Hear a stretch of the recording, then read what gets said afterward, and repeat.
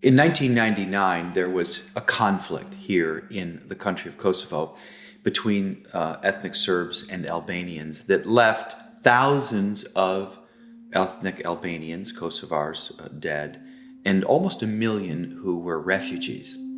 In the summer of 1999, this conflict came to an end, and people started to pour in to this war-torn country, which was the opportunity for me and some others to first come here and do a mission, which ended up being a full year of my life. Now, when I came here, I had never seen this kind of devastation, physical devastation, as well as, ultimately emotional devastation any time in my life. The closest thing I can think of even today is those of you who've seen images of what's happened in Ukraine, in bombing of hospitals and the destruction, the physical destruction of homes and families and businesses.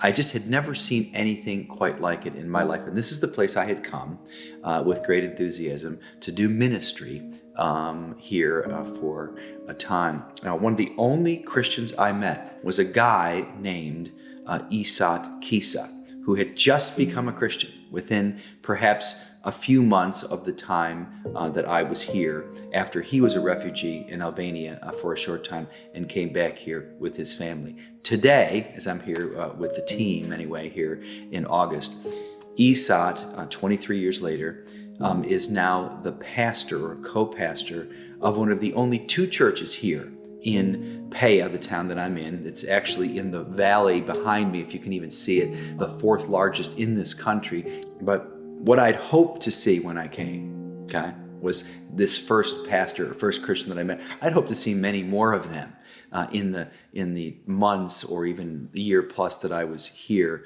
But that didn't happen. Things did not turn out exactly the way I thought they would. And I experienced some great disappointment and failure early on in my ministry, and had to discover that my heart was not in the right place. Needed to discover that I was not really spiritually ready for the work that God had called me to do. I needed to have a greater vision of who God was in my life. I needed to have a greater sense of the people. Who were the people that God had called me to, and really needed to have a better understanding of my own heart. And that leads me to the passage I want to talk about here this morning for our time here on Sunday service. From Mark chapter 8. In Mark chapter 8, there is a story. I don't know that I've ever even heard a sermon on it. I don't know that I've ever given one, but it's a small passage in the middle of Mark chapter 8 in the ministry of Jesus, where he's in this town called Bethsaida, which is up near the Sea of Galilee, where Jesus did a lot of his ministry. And they bring a blind man to Jesus, and because Jesus had been healing people, and Jesus is gracious, reaches out to the man, and is open to healing him, and he touches his eyes. And he says to the man, "What do you see?" And the man says, "I see men as trees walking around." So clearly, this blind man had been healed, but his healing was imperfect. So it said Jesus touched the man a second time and said, "Now what do you see?" And he said, "I see perfectly clearly."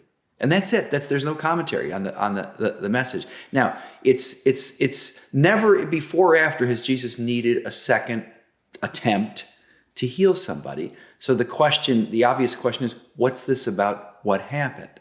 And, one interpretation would be, well, Jesus was having a bad day, but we know that's not the case, because Jesus had multiple healings in the Gospels. I forget exactly how many, but never did any of them require a second touch. There was never any doubt in the ministry of Jesus that he couldn't do what he wanted to do, and all the other healings happened in response to his word or his touch. So clearly we have to look somewhere else, and you don't have to look very far in this passage to understand the meaning of this miracle.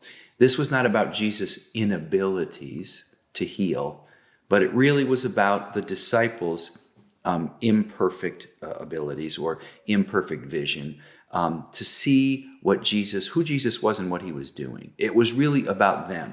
And how do I know that? The immediate verses just before this miracle in Mark chapter 8, verses 14 through 20 say these words.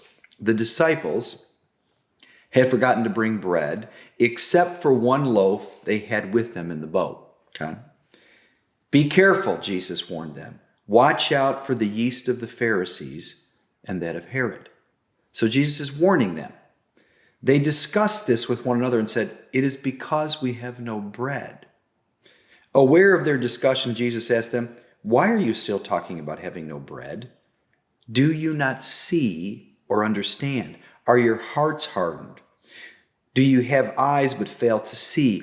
Do you have ears but fail to hear? Don't you remember when I broke the 5 loaves for the 5,000? How many baskets did you pick up? 12, they answered. And then I broke the 7 loaves for the 4,000 just earlier in this chapter. How many baskets of pieces did you pick up? They answered 7. He said to them, do you still not understand? Then, verse 22, they brought a blind man to Jesus. So what's the point here? The problem was not with Jesus' touch. The problem was with the disciples' perception and understanding. He says in this passage, beware of the yeast of the Pharisees. And they're talking about bread. What is the yeast of the Pharisees? It's just an image. It's a way of talking about a hard heart. Because think about the Pharisees. We often think of them in a one-dimensional way. The Pharisees were the religious leaders. They weren't bad guys. They were, in a manner of speaking, religious good guys. They were people who were devoted to the Old Testament. They were people who were devoted to waiting for the Messiah. But when the Messiah came, standing right in front of them, they couldn't see him. Think about that. These were people, if anyone ought to have known who Jesus was by connecting the dots of what the Bible promised, the Old Testament, it would have been the religious leaders, these people called the Pharisees. But they were looking not at the Bible and not at a sermon, looking Jesus Christ right in the face, listening to his teachings, and they didn't see him. Why? Jesus said, because they had a hard heart. Okay? The greatest evil to a faith in Jesus Christ, the greatest danger or enemy to me, to you, this is why this passage is here, is a hard heart. What does it mean? It has many forms when you think about a hard heart. What does it mean today? Bitterness, right? Now, who knows what comes into your life or what comes into my life? We all live in a broken world. But let me tell you that the experience, you can ask yourself this morning if you have a hard heart. It's bitterness because of things that happened or didn't happen in your life. It's a sense of indifference. What a horrible thing. To be indifferent about what God may or may not be doing, indifferent about the struggles that's going on in the world, indifferent about the suffering in the world. Bitterness comes in, indifference. Listen, a disbelief, ask yourself this morning, in God's love for your life. A disbelief or a weakened belief that God can still do something amazing in your life. These are all signs of a hard heart. And Jesus is saying to his disciples, and he's saying to you and me, okay, that's why this passage is here. We are his disciples. Beware of a hard heart. Guard your heart, the book of Proverbs says, because out of it come all the issues of life. That's saying, be careful, guard your heart. I mentioned a few minutes ago, I came here with great enthusiasm 23 years ago. I met my first believer, Isaac Kitsa, who's my friend to this day. He owns the building we're in. He's a great man and now a pastor of a church. But I had great failure and disappointment. What was I doing when I first came here with my team? We were doing what you would expect we'd be doing in a war-torn situation. We were building roofs. We were building homes from the ground up. But we were also giving out blankets. We were giving out stoves in the dead of winter. I moved here in the dead of winter. And we were doing all kinds of practical help. But all along the way, of course, we were Christians. This was the motivation.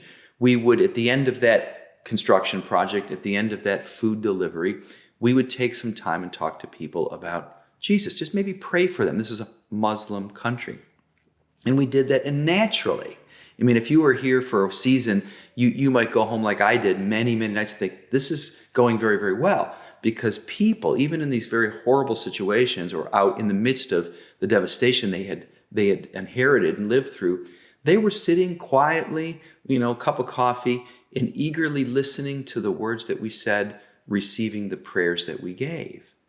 But of course, they were also receiving the gifts that we gave. And one occasion, okay, when I was doing this, there was a young man who was one of the sons of the family that I was in, the parents of the family. He was young, maybe in his early 20s, but he was living in Europe, like a lot of young people do here. They leave, and he had left. It was before the war. He was already in Europe doing studies and working, and he came back to help his family. But because of that, he spoke perfect English. And he said, I'll translate for you for this time. In the middle of my little, conversation about the things of God, and he said, do you mind if I give you a piece of advice? And it was so strange because the other people couldn't understand what he was saying. And I said, why, sure. He said, listen, we appreciate what you're doing. We're grateful. I think my family's grateful for all that you've done. I want you to know that. But they really don't have ears to hear what you're saying right now, right? He said, they don't even so much care about the house that's imperfect that they're living in, or the fact that they don't always have enough food every day. The only thing that they care about right now, friend, is the people that they've lost, right? The wound is so fresh. So he was just telling me that to say, listen, I don't want to discourage you. I want to help you, but you're not really connecting. He didn't say these words, but this was his point. You're not really connecting with the people in this room. And I'll tell you, it was a huge help to me, but it was a great cause in the moment of great discouragement. I mean, that season, it really went on for a little bit. I went back and I thought to myself, what am I doing here, right?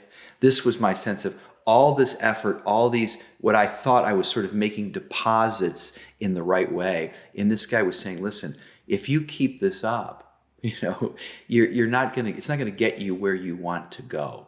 And I realized if I was ever going to be of any help to these people, I needed to truly know who they were. I needed to care about what they cared about first before they were going to care about anything that I had to say. And it drove me. It was a season. I don't know how long it was, maybe a month or so, of just, sometimes I would just get up during that season and not even go anywhere. And it just drove me deeper into my faith.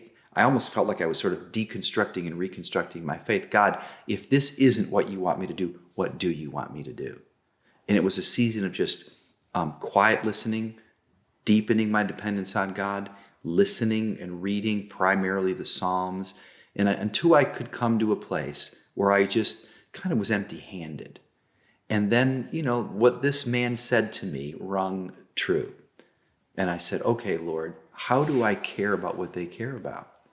And the only way I could care about, what did they care about? They cared about, in this case, the thing that was most associated with their pain, which was the loss of people. And then we said, okay, what can we do? And they said, well, what we're trying to do, in so many words, Rob, we don't need you to build us a church. We'd love for you to help us build a memorial to honor those who we've lost. And I remember the moment having that feeling, thinking, what a strange, I didn't think I came to Kosovo with my partners, that we would, raise funds to build a big gravestone. But I said, okay, Lord, if this is what you think we should do, this is what we'll do.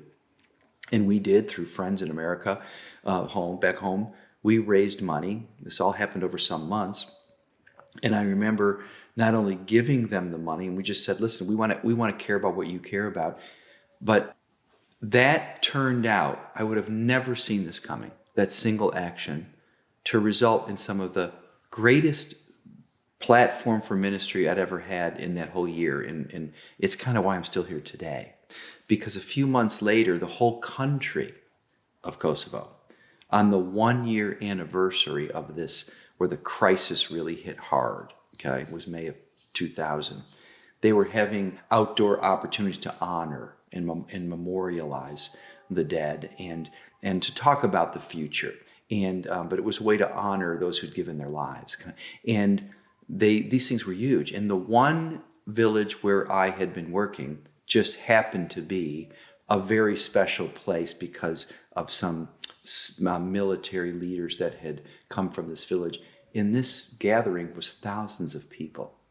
The media, it was a big deal. And they said, Rob, would you be willing to speak? I'm thinking, well, why would they want me? I was a missionary, a no-name missionary, but it was because of the investment that we had made. And I'll never forget the opportunity to stand in front of all these people and read, I think it was the 10th Psalm, and say some words about the God of the Bible and that he did know what they were going through and that he did care for them. And that lesson not only brought me through my time in Kosovo, but really has been a lifelong lesson. You might say, in a manner of speaking, in that season, I too got a second touch, right? Now, when I came here from Jesus, back to this miracle healing, I didn't come here, I was a Christian. I was only a Christian, I was a minister of a church in Texas. So I didn't come here looking to meet Jesus. I came here looking to serve Jesus. But I realized that my vision needed some correction. My heart needed some adjustment. And really, through this experience is why it's so resonant in my life all these years later. I, in a manner of speaking, received a second touch. Another opportunity for God to come into my life to humble my heart and clarify my vision about who God was, about my own heart, really, where I was, and the mission that he'd called me to serve and called you to serve. I mentioned when I came here, Asat was the only Christian I knew, Asat Kitsa. And he said to me, he was recounting his testimony to us in the team, and he said, listen, when I came back from Albania, he'd become a Christian. He said, as far as I knew, the whole year I was here, he said, Rob, I was only one of really 4 Christians.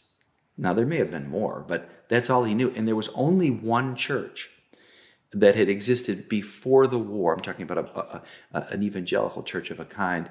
And it was, at that time, it was run by a Serbian, a great man that I never met, but he had to leave when the war came, and the church went dormant. And eventually, Asad and another man, Ghani, they put this church together. But it was the only church in town, very, very small, and there was only a handful of Christians. Well, today, 23 years later, there are about 40 churches all over this small country, still small, and the best conservative estimate is about 12,000 believers. Now, that to you and I may not sound like a lot, but when you think about where this country was, really, at this point, a really no Christian witness, it's kind of an amazing thing, right?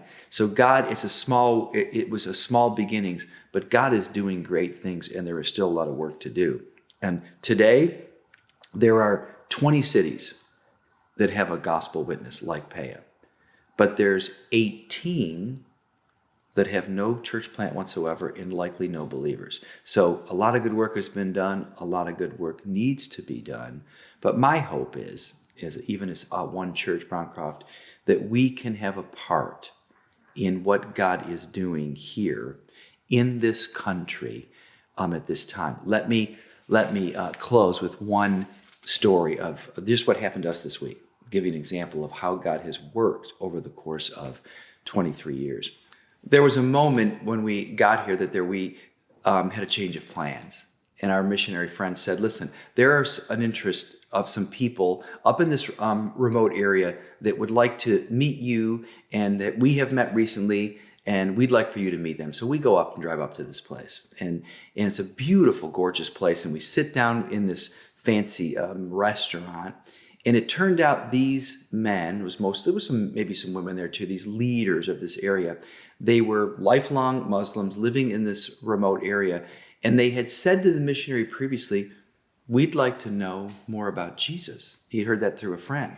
And so we sat down with them. It was fascinating. It's like I remember thinking of Paul in the Macedonian call, come over and tell us about Jesus. It was that kind of a thing. And we're sitting with these people having some coffee.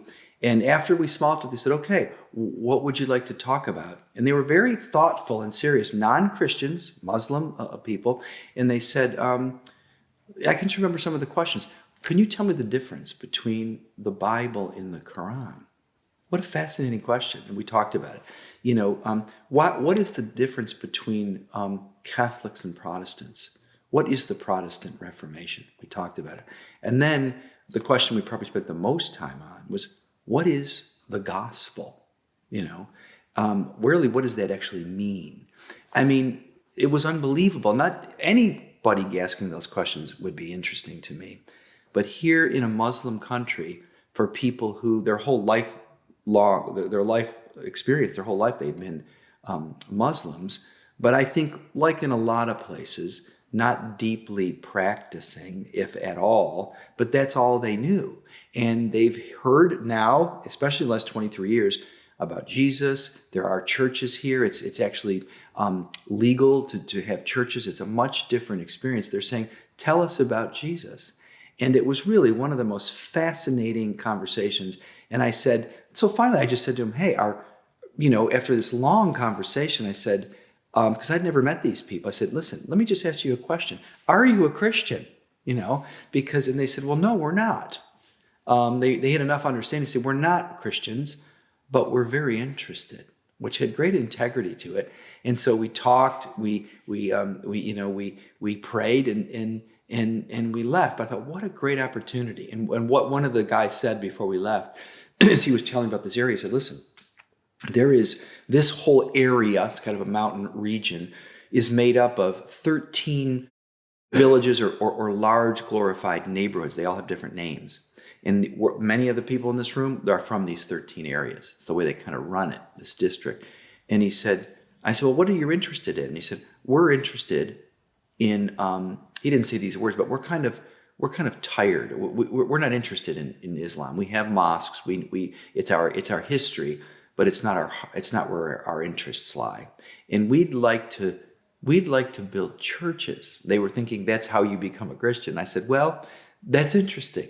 We can talk about that perhaps, or these missionary friends can talk about it. We had 2 local pastors with us. But I said, the most important thing is not building the church, but building the church within, So we talked about it, we prayed about it. But I just shared that story to say, this is where God is working in this culture today. And it renewed my heart, and it leaves me to my closing challenge to all of us, right? No one walked in. What these people needed was the first touch of Jesus. They admittedly are not Christians.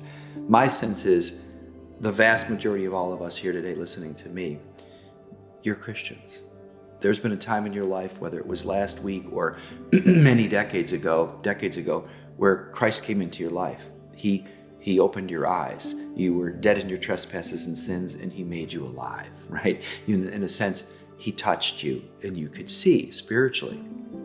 But like the disciples who were already Christians in a manner of speaking in Mark chapter 8, we have the danger of a hard heart, right? There's the danger of, as Jesus said, do you still not see? You participated in the feeding of the 5,000. You participated, that's what Jesus said, in the feeding of the 4,000. You guys are right in the midst of that miracle. And yet you still don't understand what is going on in your life. You don't fully understand who I am, and therefore you're not seeing the world, right? The mission, people I see clearly the way that you should.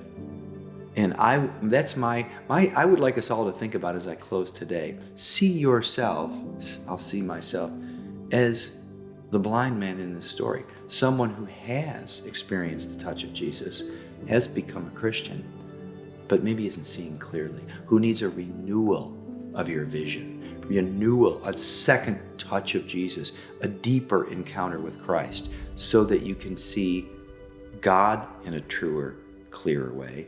You can see your own heart in a truer, clearer way, but see the world, right? Have a greater clarity on the mission for the people around us who don't know him as we move into the season. So that's my hope. That's my prayer. Look forward to seeing you very soon.